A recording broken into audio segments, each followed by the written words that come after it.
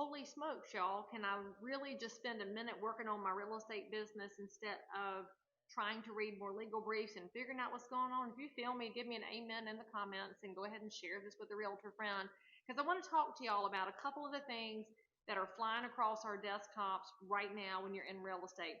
The first one is that in the giant class action lawsuit, which was in October, remember how the timeline works.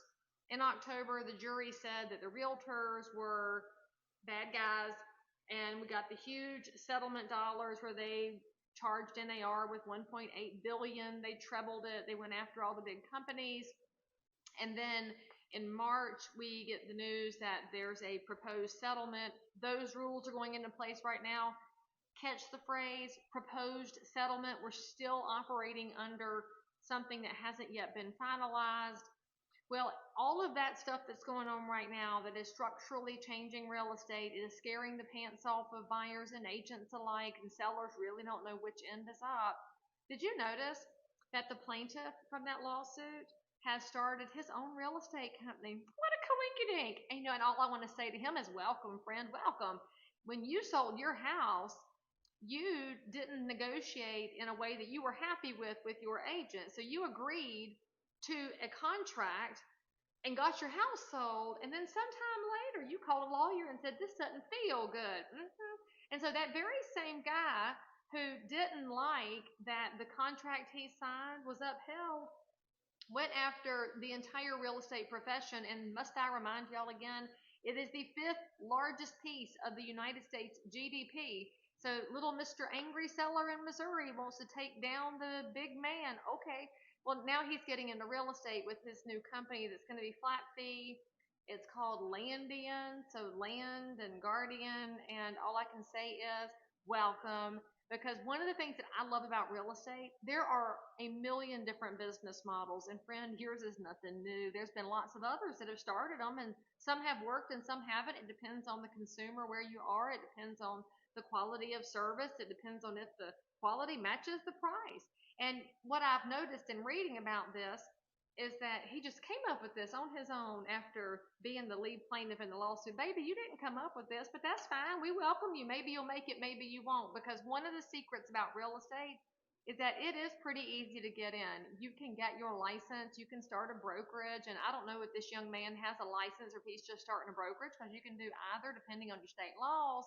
But I do know this, it's hard to survive. And the way that you survive is by providing value. And you can be a low cost provider and survive and do well if the value matches the cost. You can be a high cost provider and survive and do well if the value matches the cost. So all I can say to him is welcome.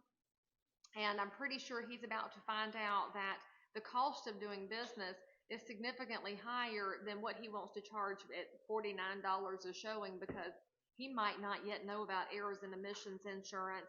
He might not yet know about the cost of marketing. He might not yet know that even if you are a commission field, you're still going to have to pay Social Security and FICA and all that fun stuff. So welcome, welcome, friend. We'll see what happens with you. And frankly, I'm glad that the consumers where you are will now have another benchmark by which they can evaluate what they want to do for real estate. I'll just say that from my perspective in North Carolina, I have competed with low-cost providers in the past, and sometimes they win and sometimes I win, because ultimately it's the consumer that gets to pick. And that's what has to be protected in real estate. And so the second thing you guys are hearing about right now, well, there's a whole bunch of them, but one of them is a viral video from a real estate coach that says real estate agents may be criminally liable for antitrust. I don't know all the details on that yet, but I will say this. I've asked my legal counsel if that's a true video, and she said probably not. And so I'm just going to say that if you get all wound up about a video, if it's involving legal things, go to your legal counsel. And in many of your state realtor associations, you can go to your legal hotline and ask the question. It will keep you from getting wound up unnecessarily. Although at the core of it, it is really good advice, and don't violate antitrust. So I give him all the credit for that. Now, the third thing you've seen today is for everybody who's been mad at the National Association of Realtors, they're doing something productive, so we're going to give them a thumbs up and a high five, and that's your responsibility. You can be mad when they screw up, but you got to say yay when they do it right. They are appealing to the Supreme Court what the DOJ continues to do in chasing real estate. Now, this is in specific around the clear cooperation policy. If you're a normal person who somehow watches Leigh Brown videos, hey, what's up? The clear cooperation policy just said that as a real estate agent, unless I had all of everything documented with full disclosure, I couldn't keep a seller's property in my hip pocket and not let the rest of the market know about it. Those of us that are in the business look at clear cooperation as a way to make sure buyers can see the whole market. The other side of the argument was that sellers might not want the whole market to see them, and then of course it should set off some fair housing red flags and some alarm bells.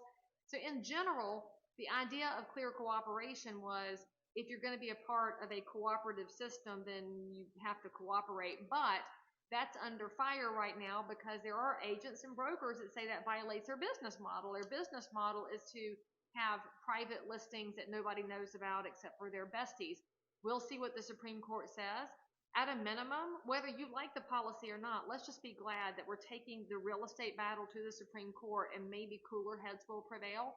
Because the bigger issue we have with that DOJ problem is that those guys keep attacking realtors, and then we come to an agreement, and then they undid it and said, nah, we're going to keep going after you. Well, that is pretty unfair, and the way that the American system really works is, y'all, it's due process, and I just don't think the realtors have had due process. It's very shifty, shady. Now, let's talk about the core issue of all these things. If you're getting all these headlines, you're going to stay ginned up and mad at the world, at plaintiffs and lawyers and government agencies. And all that does is get in the way of you serving your buyers and sellers. I've talked to my buyers and my sellers this morning about their transactions. And I did that before I focused on all of this. And so I need you, my real estate pros, to focus on serving your neighbors through professional real estate so that they can get their American dreams in the right pathway before you get sucked into clicks and taps and headlines. And at the end of all of this, I'm going to have to make another point here. You need to know who to be mad at.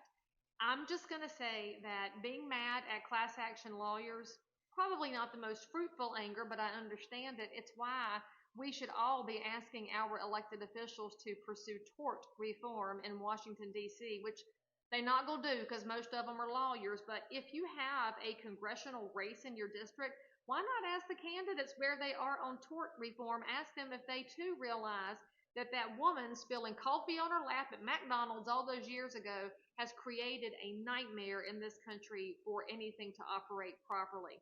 Now, there's another crowd you might be mad at. You might be mad at this plaintiff because he worked the system to destroy real estate. Now he's wanting to line his own pockets with it.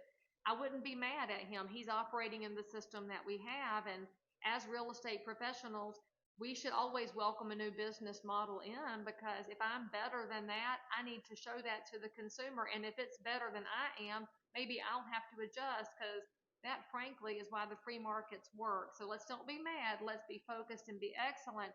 And then you might be mad at the National Association of Realtors because you think they haven't done enough. Friends, they just don't have as much power as you think. However, the work that they have done historically has been fairly positive. Now, could they have done more? Sure. What's going on right now is, are we in a great place of really strong leadership?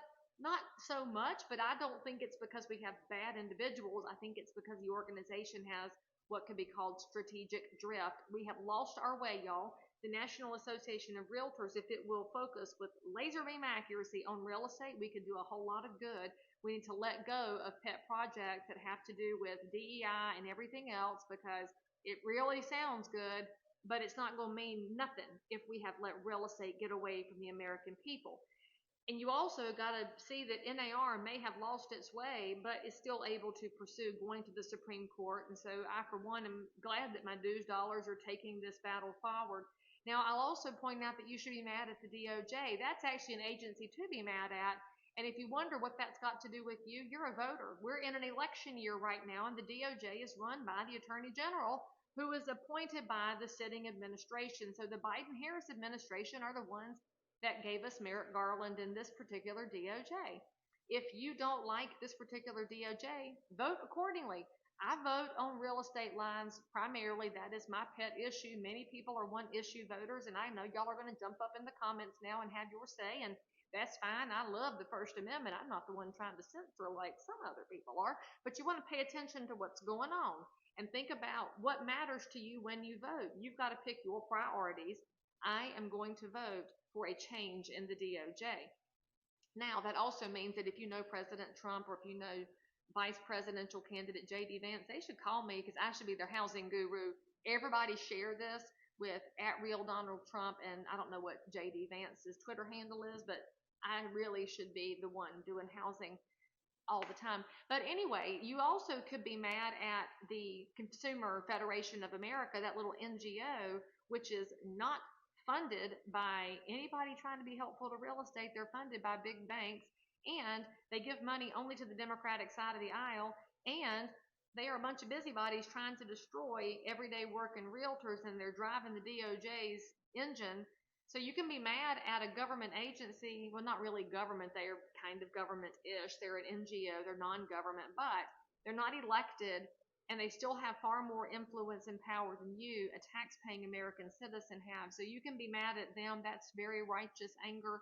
Be mad at the government agencies, be mad at the trade association, the plaintiffs, and the lawyers. But what I want you to realize is this. Y'all, we live in a broken world, and in a broken world, it looks like evil has its own way. Well, what you can do is, first of all, get yourself right, and second of all, be the person who asks better questions and is willing to continue working while you're asking questions and doing your homework. I'm not done with my research yet, so make sure that you've subscribed and you'll come back for more because I'm going to keep digging into this. I do have emotions about real estate, and if you are a troll or a bot who have come here to tell me why my people are table dancers and terrible, you can just go right along because I do believe in the American dream, and I believe it should be available to every neighbor in every zip code. And if they choose to pursue it, they should have the right to have a professional real estate agent with them on that ride. I'll see y'all as I finish doing some more research.